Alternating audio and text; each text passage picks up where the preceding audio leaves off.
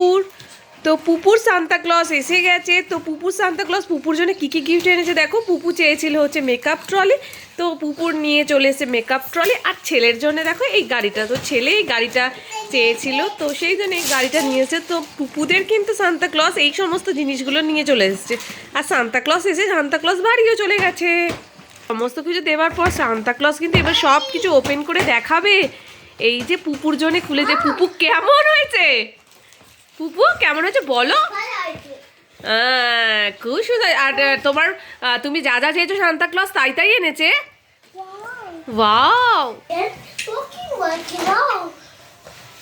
আবার একবার বলে দাও, আর একবার বলো মামা, আর একবার বলো সো বিউটিফুলটা একবার বলে দাও মামা। হ্যাঁ হ্যাঁ হ্যাঁ,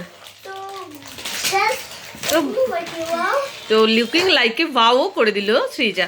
যে পুরো মেকআপ ট্রলিটা ও অনেক দিন ধরে সান্তা ক্লজকে ফোন করে জানিয়ে দিয়েছিল যে যেন তার ওর জন্য নিয়ে আসে এটা।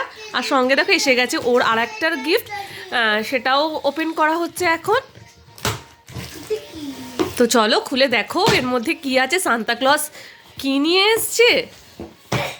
নিশ্চয়ই তোমরা জানতে আগ্রহী এত বড় বক্সের মধ্যে কি আছে। আর ছেলে কিন্তু খুব মজা করছে।